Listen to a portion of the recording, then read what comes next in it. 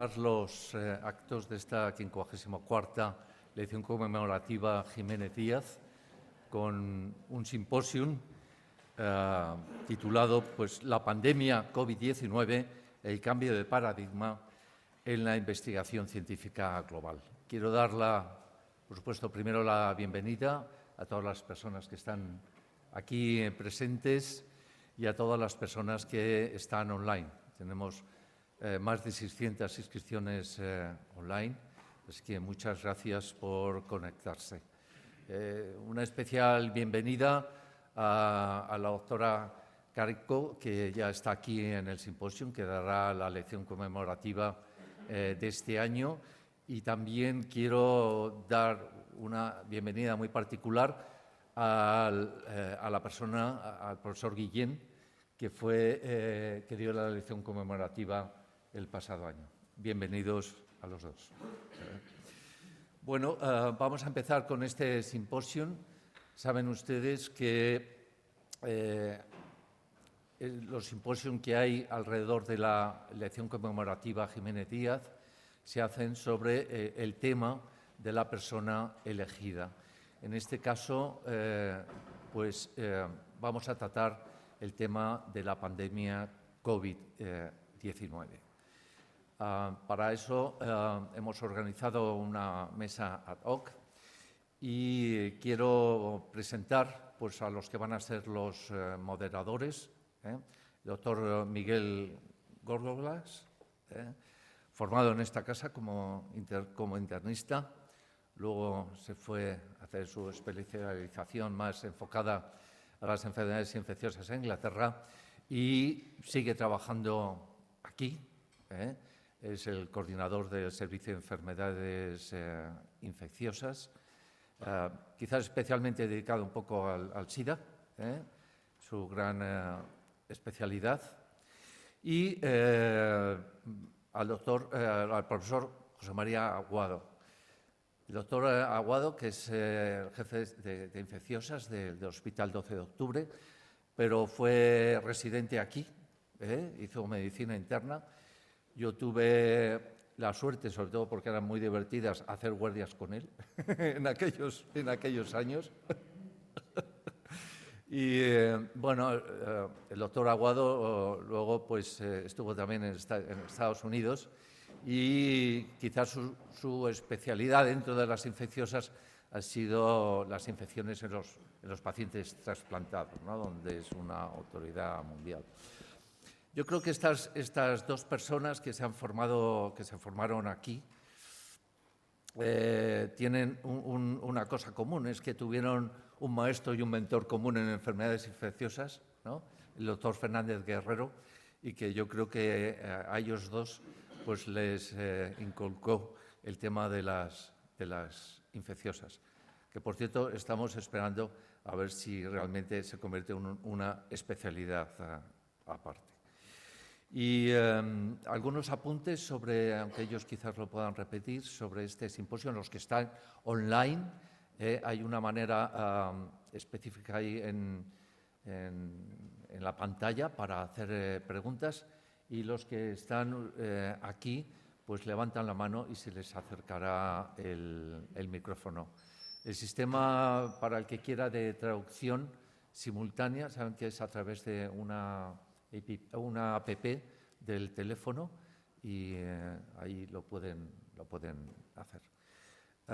Sin más, les dejo a los moderadores continuar con el simposio. También permítanme dar la bienvenida a los que van a ser los ponentes, el doctor Alcami del Pozo, Celia Alex y Jesús Contreras, Ruiz Contreras. Gracias. Muchísimas gracias, Joaquín. Bueno, mi nombre es José María Aguado, como he presentado. Es un honor estar con Miguel Górgolas moderando este simposio, y la verdad es que me siento un poquito nervioso, ¿no? Porque cada día uno, en vez de estar mejor, está más nervioso cuando, especialmente en un acto tan importante como este, ¿no? Y viendo a los que han sido muchos de vosotros mis maestros aquí, ¿no? Llevaba bastantes años sin acudir a la Fundación Jiménez Díaz, y para mí es un verdadero honor estar en esta 54ª edición de la edición conmemorativa Jiménez Díaz. Ante todo, en nombre de Miguel y mío, dar las gracias a la Fundación Conchita Rábago y muy especialmente a su presidente, el doctor Gregorio de Rábago, y al comité organizador y al comité ejecutivo de la elección conmemorativa Jiménez Díaz, especialmente pues, al presidente Joaquín Sastre, a Isaura de Rábago, que he tenido el honor de conocer en la organización de esta reunión. Y también quería resaltar el papel que ha hecho Begoña Echaniz, que ha sido la coordinadora de todos estos actos y que nos ha cuidado y atendido para que esto salga lo mejor posible. Y como os decía antes, pues permitirme un minuto, no mucho porque lo tenemos todo cronometrado, pero yo estoy aquí porque fui residente de medicina interna de aquí. Yo quiero lanzar un recuerdo a este periodo que estuve. Ya digo que algunos de vosotros, me ha gustado ver a Jerónimo Farré, por ejemplo, que fue mi maestro en la cardiología y que nunca olvidaré, ¿no? Las enseñanzas que nos hicisteis, y dentro de la medicina interna, pues me sabe mal dejarme personas tan importantes que me han inculcado no solamente el conocimiento, sino la necesidad de saber. Que lo hablábamos ayer en la cena, esta necesidad de hacerse preguntas, que espero, decíamos ayer, que la inteligencia artificial todavía no sea como Sócrates, que no haga preguntas, o sea, que no hace filosofía. Aquí a mí me enseñasteis a pensar, y a otros compañeros que están aquí, Jesús Ruiz Contreras, etcétera, y os queremos mostrar realmente nuestro agradecimiento porque nos disteis una forma de ser diferente. Todavía se habla de la gente que es de la Concha, ¿no? Me parece que esto nos ha marcado a todos de por vida. Y, por tanto, quiero hacer un recuerdo a personas que ya algunos, desgraciadamente, no están. Yo, especialmente, para mí era un ídolo don Eloy López García, el doctor Enrique Villalobos, que desgraciadamente nos dejó ya hace años.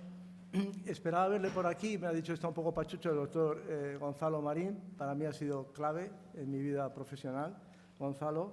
He visto a Benjamín Villacastín, que también, no sé por dónde estás, que me enseñaste a ver una placa de tórax como no ve nadie todavía ya, porque no hacemos más que pedir escáner y cosas que no sé si de verdad nos complican, más que otra cosa muchas veces.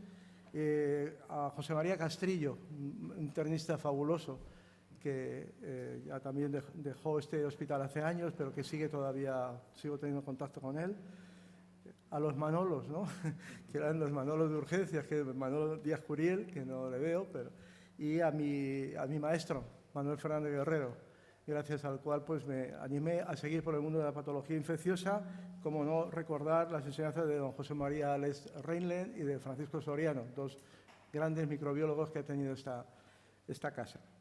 Bueno, seguro que me dejo muchos, ya se me va el tiempo, ¿no, Beatriz? Y para mí es un honor estar hoy aquí, coincidir con estos magníficos ponentes, todos son amigos, son respetados colegas, haber conocido, como no, a una persona a la que probablemente le debemos la vida, ¿no? Muchos de los que estamos aquí, que es la profesora Catalín Caricó, y es un gusto y un placer. Además, una persona que ayer tuve la ocasión de ver, que es la base de la investigación, se basa también en la humildad, ¿no? Porque es una persona muy humilde, me pareció, y esto me parece un gran mérito. Bueno, sin más, quería dar la palabra a Miguel para presentar lo que nos ha parecido que ha sido un cambio en el mundo y sobre todo en la investigación médica. La pandemia por COVID nos ha cambiado a todos y ha habido muchos aspectos que hoy creo que es un buen momento para hablar sobre este cambio de paradigma en el modo de hacer investigación científica actual. Y sin más, Miguel. Muchas gracias, José María. Buenos días a todos, bienvenidos a nuestra casa y la suya, la Fundación Jiménez Díaz. Como ya se ha mencionado, no voy a repetir los agradecimientos una vez más, pero es un placer tenerlos a todos aquí con nosotros en nuestra aula magna. Yo, sin más, quiero presentar ya al primer ponente de hoy, que es el profesor José Alcamí Pertejo, que es un gran maestro formado en medicina interna Inicialmente y posteriormente estuvo en el Instituto Pasteur con gran formación. Dirige la unidad de inmunopatología del Centro Nacional de Microbiología, es coordinador desde el año 2003 de la red de investigación de SIDA y es el director científico de la unidad de VIH en el Hospital Clínic en Barcelona. Ha desarrollado una inmensa actividad científica y docente que sigue haciendo, y particularmente en el VIH y, como no, en la época de la pandemia, en el estudio del COVID, y bueno, parte de su trabajo nos va a presentar. Y no solo eso, sino que más allá, pues introducido en las redes sociales, tiene una gran actividad como divulgador científico a través de Twitter y YouTube con formación. Sin más, le doy paso para que dé su ponencia sobre la respuesta inmune frente al SARS-CoV-2, un arma de doble filo. Muchas gracias, José. Primero, muchas gracias a la Fundación Conchita Rábago de Jiménez Díaz por esta invitación, que es un honor compartir mesa con mis compañeros y con la doctora Carico. Y gracias, Miguel y José María, por esta amable presentación. A ver si tengo aquí.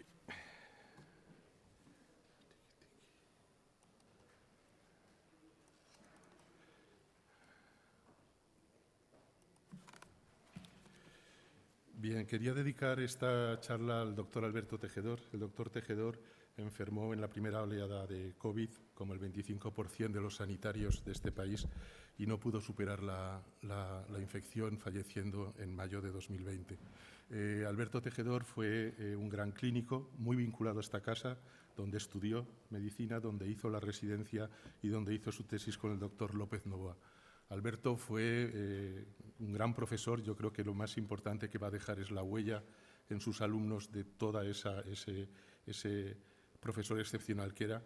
Para mí, sobre todo, era un amigo desde los 17 años y para él va esta charla. Me gusta siempre situar la pandemia de COVID como una pandemia más de lo que se ha llamado el antropoceno. El antropoceno es este periodo de la historia de la Tierra en la que el mayor actor y el mayor transformador del planeta es el hombre. Esto ocurre sobre todo a partir del Neolítico, hace unos 8.000 años, y dentro de esa huella del hombre sobre la Tierra está también las infecciones. Es la domesticación de los animales, los cultivos, lo que hace que el hombre se asiente, y se producen los grandes saltos interespecie de virus. Los más importantes se van a producir en el Neolítico. En esta diapositiva de Nature Reviews in Immunology está lo que se ha llamado el cementerio de las epidemias de los últimos 100 años, ¿no?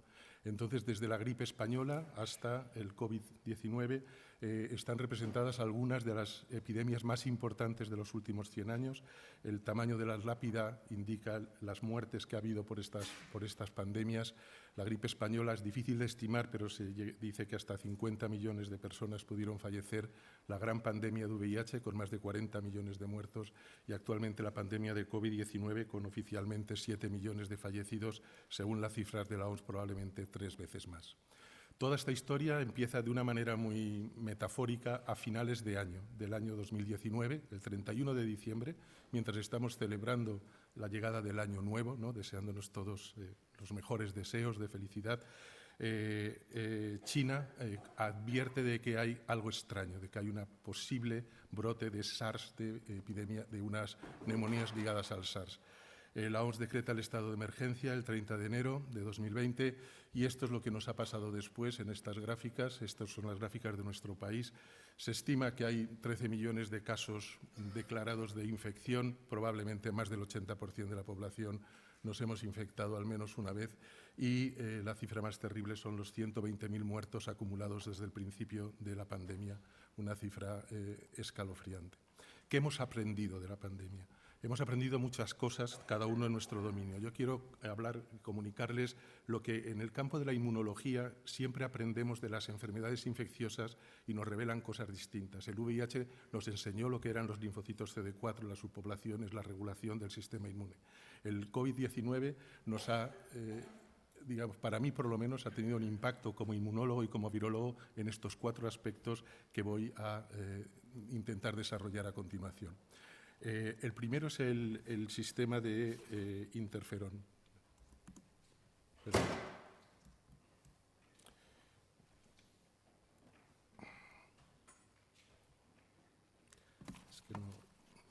corre bien.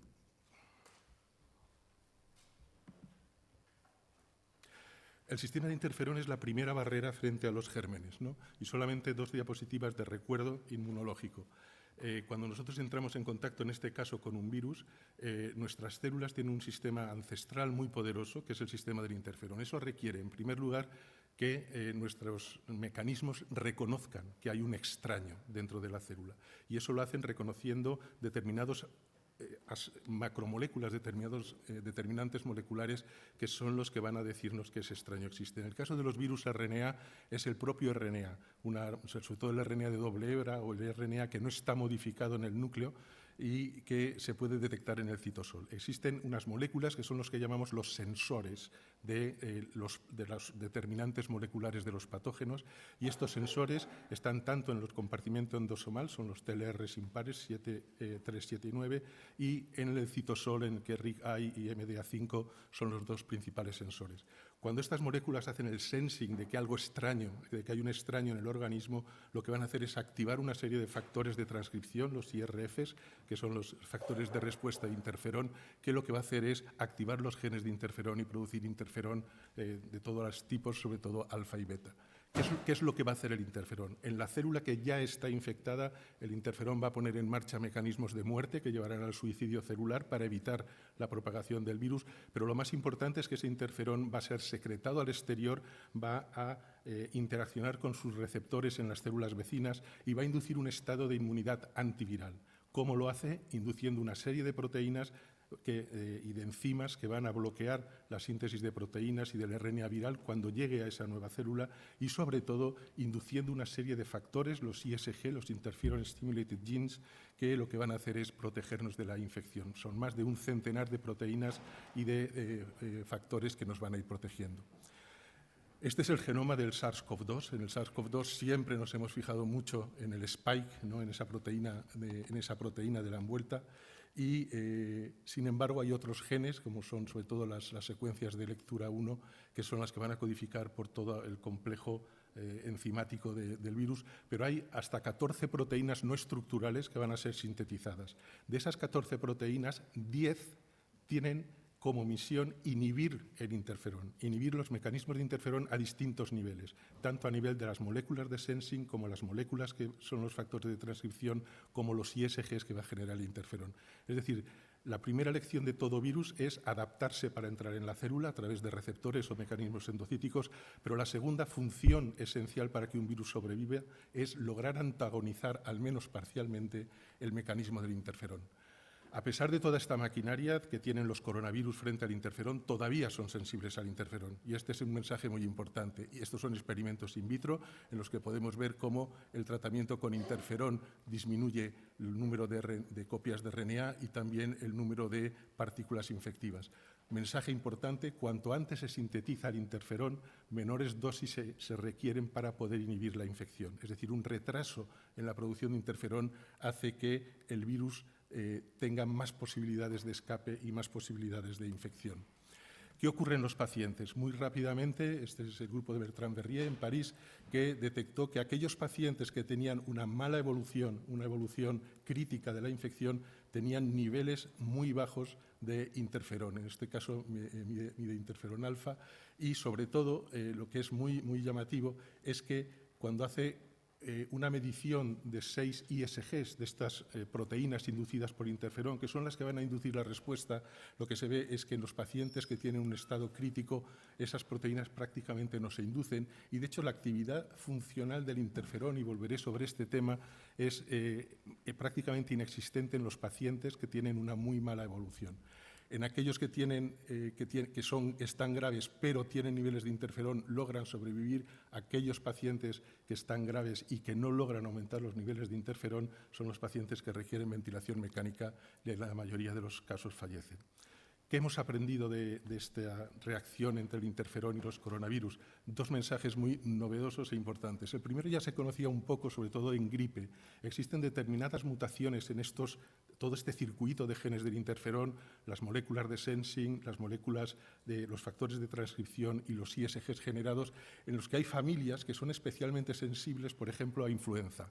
Son familias que se ponen muy enfermas con el virus y eso es debido a que se habían descrito una serie de mutaciones en esos factores, ¿no? Toda esta ruta de genes implicados en el interferón. En el caso de coronavirus, siempre les digo a mis estudiantes que la excepción en medicina es siempre una fuente de conocimiento en biología. Se estudió en un gran consorcio internacional aquellos pacientes jóvenes o niños que fallecían o se ponían muy enfermos después de la infección por SARS-CoV-2. En la mayoría de ellos se encontraron una serie de mutaciones en todos estos genes. Es decir, que las mutaciones pequeñas, SNPs, en determinadas proteínas relacionadas con la ruta del interferón son esenciales para la defensa frente a los virus respiratorios, en particular influenza y coronavirus. El segundo mensaje y descubrimiento fue muy sorprendente, también realizado por el grupo francés de la Pitié, en el cual se observó que todos sabemos que los pacientes mayores, ¿no?, sobre todo por encima de 80 años, tienen una mortalidad por COVID muy elevada. Uno de los motivos es que estos pacientes tienen una actividad de interferón muy baja, ¿no? Es decir, que la actividad funcional del interferón está muy disminuida al nivel de estos otros pacientes que tienen mutaciones en la ruta del interferón. Lo que descubrieron estos investigadores es que estos pacientes sintetizan autoanticuerpos frente al interferón y entonces lo que hacen es neutralizar la actividad del interferón.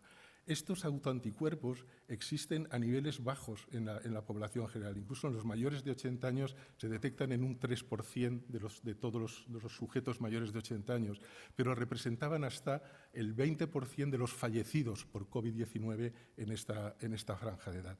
El descubrimiento de estos autoanticuerpos anti-interferón a mí me parece uno de los hechos más interesantes desde el punto de vista inmunológico, porque este defecto se observa en otras enfermedades como la adenomatosis endocrina múltiple de tipo 1, defectos en el gen AIRE, que es un gen de regulación de la tolerancia. Entonces, esto, digamos, es un factor pronóstico claro en aquellos pacientes que enferman críticamente y fallecen por COVID. El segundo aspecto en que hemos aprendido mucho es de la inflamación. La inflamación es una katana, ¿no? Es un arma muy peligrosa, un arma de doble filo, que hay dos grandes películas. Una es El último samurái, de Edward Thicke, en la cual la katana es el arma, digamos, del honor, ¿no?, de los samuráis. La otra película es Kill Bill, de Quentin Tarantino, en la que la katana es un instrumento de muerte, ¿no?, y era la terrible escena de los 88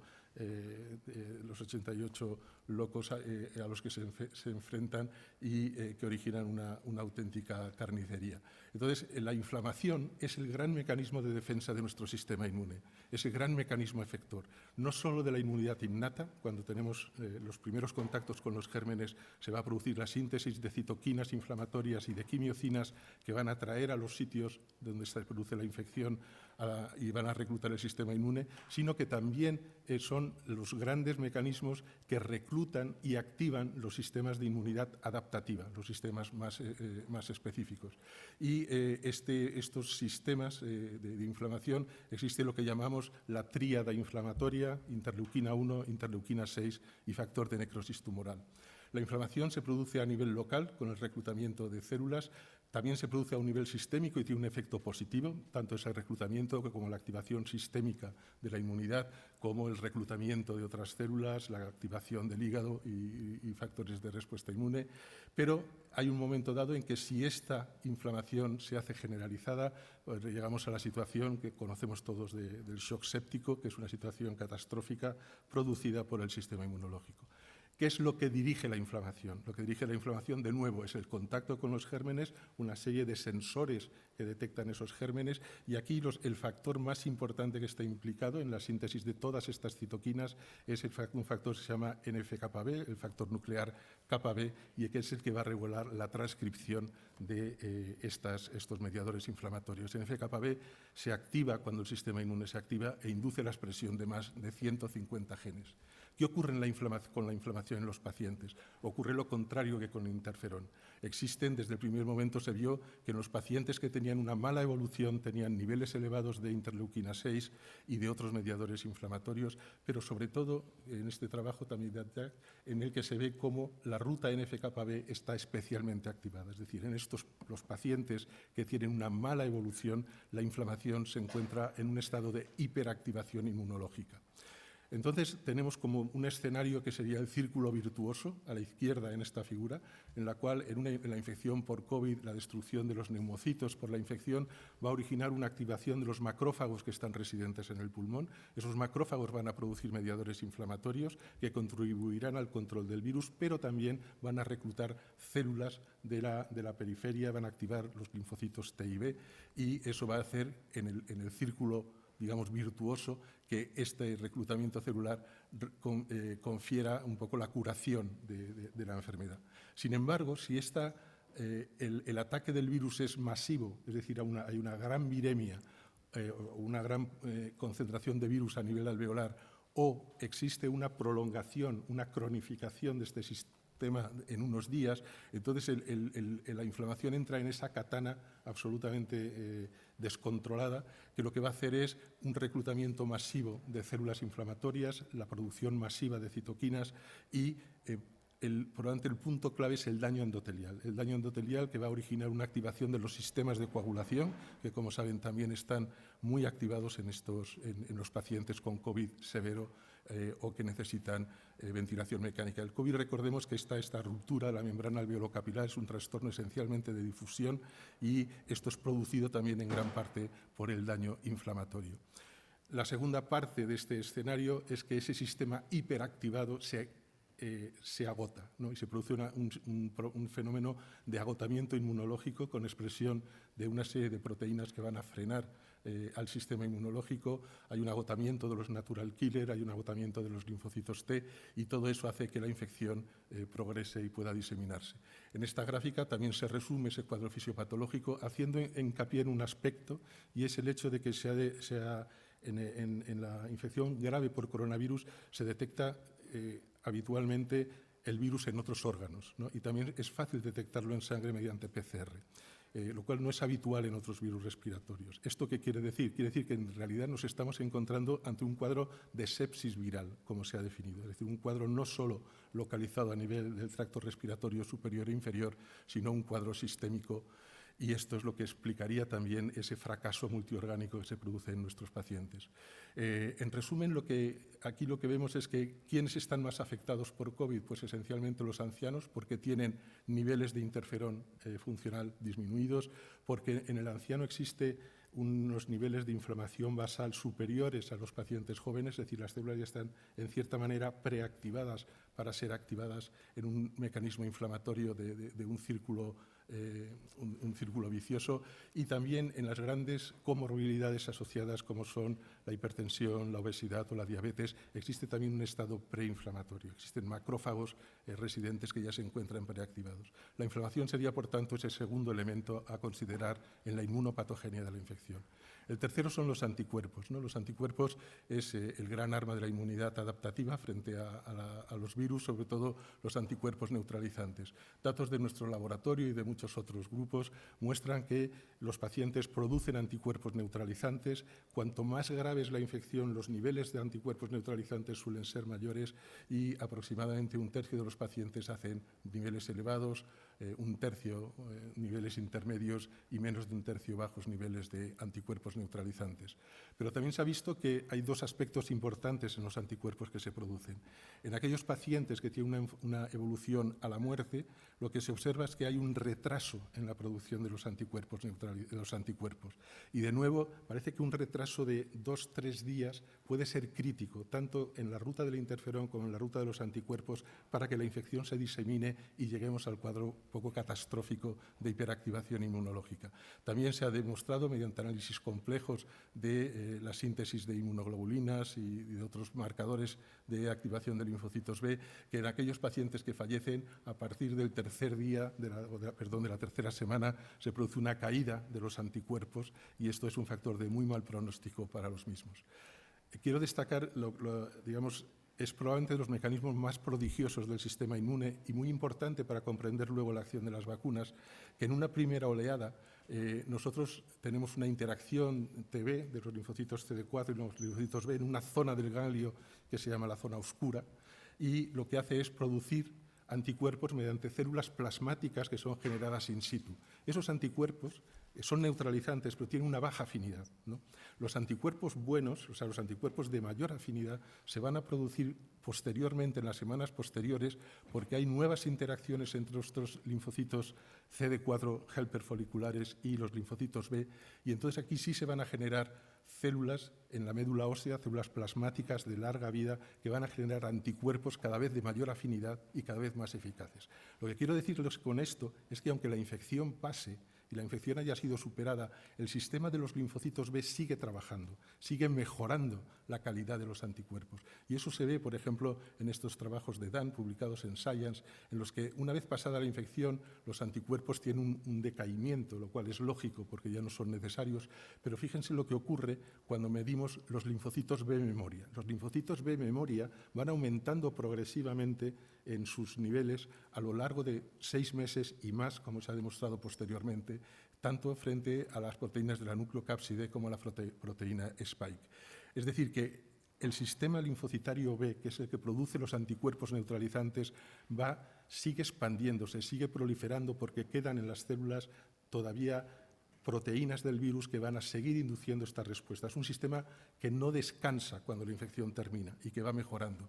Datos muy interesantes que también muestran que los linfocitos T, sobre todo los linfocitos de memoria central CD4, que son los linfocitos que mantienen la memoria inmunológica, también aumentan a lo largo de la infección. Y aquí se resumiría un poco esto, tanto en individuos que pasan la infección como individuos que son vacunados, en los cuales los linfocitos B memoria, una vez que se produce la inmunización natural o por vacunas, van a seguir aumentando y persisten. Y esto es lo que nos va a proteger de sucesivas infecciones. Datos muy interesantes indican que los anticuerpos que se producen en este nivel, a los 6 meses, son más eficaces, tienen mayor afinidad, pero también son más capaces de neutralizar otras variantes frente a las cuales no se han infectado. Son trabajos que se realizaron cuando existía la variante beta en Sudáfrica y la gamma en Brasil, y los anticuerpos neutralizaban mejor también esas variantes que nunca habían visto, ¿no? Esa mayor potencia de los mismos. La cuarta punto que quiero tratar, el último, sería aprendiendo de las vacunas. Yo creo que la inmunología hemos aprendido mucho de las vacunas. Estamos en un escenario excepcional, es decir, desde las primeras vacunas de viruela, ¿no? de Jenner, cuando vacuna al niño Phip, que es el hijo de su jardinero, y luego le pone le infecta con el virus después de vacunarle para ver que está protegido, un experimento que probablemente la FDA no aprobaría en estos días, a lo que ha sido pues, el milagro de las vacunas de ARN, ¿no? De aquí hay una larga transición en que las vacunas pasan de lo que es digamos, el empirismo, ¿no? Esa observación genial de Jenner. Aquí, por ejemplo, son niños vacunados en el Hospital de Niños Pobres de Barcelona. Directamente se cogían de las pupas de las vacas y se les inmunizaba con esto, ¿no? Tenemos otros grandes protagonistas de la vacuna como Hilmier, Stanley Plotkin, Salky Sabin, Jason McClellan, que es el que consiguió la estructura de la spike de SARS-CoV-2 y que abrió también la puerta, Drew Weissman, todos nuestra invitada, sus compañeros de BioNTech y los líderes de Moderna y de AstraZeneca, ¿no? O sea, todos estos nombres son los que nos han permitido algo absolutamente prodigioso, como es que se generen del orden de 50 vacunas aprobadas en todo el mundo y de que estas vacunas, sobre todo, sean muy diferentes. Yo creo que esta es un poco la situación excepcional que nos puede enseñar mucho. Tenemos vacunas clásicas, como pueden ser las vacunas basadas en proteínas, las vacunas basadas en virus inactivados o virus atenuados, o replicones virales, por decirlo mejor, y luego las nuevas vacunas que nunca habían sido antes ensayadas en humanos a nivel general, sí a nivel experimental, como las vacunas de RNA o las vacunas de vectores virales como los adenovirus. Con esto quiero decir que hemos aprendido mucho de las vacunas. ¿Qué hemos aprendido? Por ejemplo, una pregunta: ¿con qué nivel de anticuerpos neutralizantes estamos protegidos? Mediante los ensayos fase 2 de las distintas vacunas y los niveles de protección, el grupo de Miles Davenport en Sydney hizo primero este modelo en el cual estimaba que tener un título de neutralización de 1 a 100 sería suficiente para estar protegido de la infección. Esto posteriormente se corroboró con datos de vida real, en que el tener anticuerpos neutralizantes en el rango de 1 a 100 confiere protección en más del 90%. La ventaja de los anticuerpos neutralizantes es que cuando lo medimos, lo podemos medir frente a todas las variantes. El grado de neutralización será distinto frente a la variante G, a la variante Delta y a la variante Omicron BA4 o 5. El inconveniente es que son técnicas que se tienen que realizar en laboratorios especializados y que no se pueden extrapolar a toda la población, ¿no? Lo cual sería muy interesante. ¿Qué hemos aprendido? Hemos aprendido una situación que no se había dado en vacunas humanas, sí en vacunas veterinarias, que es la situación se ha llamado el mix and match, ¿no? El mezclar vacunas diferentes. Nosotros fuimos el laboratorio de referencia del estudio Convivax, en el cual en pacientes, pongo el contexto, vacunados con la vacuna de AstraZeneca, trabajadores esenciales, policía, bomberos, maestros. Se produce el stop por parte de la EMA durante 2 semanas para ver los efectos secundarios de trombosis graves que se producen y entonces se decide realizar un ensayo con una única rama porque los comités éticos no aceptaron que se pusiera una segunda rama Astra para comparar con Astra, en este caso la vacuna de Pfizer, de BioNTech, y lo que nosotros demostramos es que esa mezcla de vacunas, un prime con una vacuna de adenovirus y un booster con una vacuna de RNA, daba niveles de anticuerpos elevados. Todos los trabajos realizados posteriormente han mostrado que esta combinación de mix and match es más eficaz que el realizar un booster con la misma vacuna de adenovirus, y esto también se ha extendido a la vacuna de Janssen. Son trabajos realizados en Estados Unidos y presentados en distintas reuniones, en los cuales se ve que la combinación de un vector adenoviral, en este caso el adeno 26, y un booster con RNA da niveles superiores a hacer un prime boost con el mismo vector. Nosotros tuvimos la oportunidad de participar en un ensayo muy interesante. CureVac es una empresa que hizo un RNA no modificado. Se hizo un ensayo que se detuvo. En España había más de 800 voluntarios y lo que nosotros tuvimos fue, estos voluntarios, cuando se para el ensayo, se les vacuna con la vacuna de RNA de BioNTech. Entonces nosotros tuvimos la oportunidad de estudiar estos pacientes y los datos fueron muy llamativos. En primer lugar, cuando nosotros, este sería el grupo control, 2 dosis de la vacuna de BioNTech, datos esperados, mala neutralización de Omicron, pero cuando se produce una primera dosis en aquellos pacientes que habían sido vacunados con esta vacuna en principio fracasada, lo que tenemos son niveles excepcionalmente elevados de anticuerpos neutralizantes. Es decir, esa vacuna había conseguido el priming del sistema inmune, no había conseguido el control definitivo, pero la inducción de anticuerpos, pero realmente una única dosis era suficiente para inducir una inmunidad completa, y lo más llamativo es que estos anticuerpos que se indujeron eran mucho más eficaces en neutralizar variantes como Omicron. En resumen, las vacunas tienen desafíos. Los más importantes son lo que se ha llamado el waning, ¿no? La caída de los anticuerpos, que hace que, sobre todo a partir de la tercera dosis, en la cuarta dosis, la vacunación, la protección cae muy rápidamente. Esto probablemente es más debido a la emergencia de variantes nuevas, y tenemos que ver los efectos con las nuevas vacunas bivalentes, sobre todo la BA4 o 5. Nosotros lo que también hemos estudiado mucho es la inmunidad híbrida, ¿no? Esa inmunidad que es la mezcla de una infección natural y la vacunación, y sabemos, como otros muchos grupos, que esa inmunidad es muy potente y que sobre todo los anticuerpos que se inducen son más capaces de neutralizar distintas variantes. En resumen, ¿qué hemos aprendido desde el punto de vista inmunológico? Estos 4 aspectos que he mencionado, y yo creo que sobre todo el COVID lo que nos va a permitir es profundizar en la respuesta inmune en el anciano, ¿no? Va a ser algo que nos va a abrir muchas rutas de investigación. ¿Cuáles son los escenarios? Bueno, ojalá nos quedemos en este escenario, en que ya no haya estas oleadas salvajes de casos y de muertos, sino que el COVID seguirá a bajo nivel persistiendo, pero hemos de tener una vigilancia muy especial. El virus sigue evolucionando, sigue generando nuevas variantes, y estas nuevas variantes siguen, digamos, se generan en base a 2 presiones. La primera es la presión inmunológica, que hace que se generen variantes de escape, y segunda es aumentar la transmisibilidad. La mutación es al azar. Debemos estar también muy vigilantes a que por ese azar no se produzcan mutaciones en los genes de respuesta a interferón de COVID que permitan aumentar la virulencia. Esto es algo que no está excluido, nadie puede excluir que esto pudiera ocurrir. Para terminar, la frase de mi maestro Louis Pasteur, ¿no? Los microbios siempre tienen la última palabra, y por eso, aunque hayamos logrado controlar la pandemia que sigue ahí, la infección por COVID-19 que sigue ahí. Hemos de estar muy vigilantes a este virus que nos ha sorprendido por su enorme capacidad adaptativa y de evolución. Agradecer a los miembros de mi grupo, a Maite, Javi, Fran, Mercedes, Almudena y Paloma, todo el trabajo que han realizado y a las agencias financiadoras del grupo. Muchas gracias.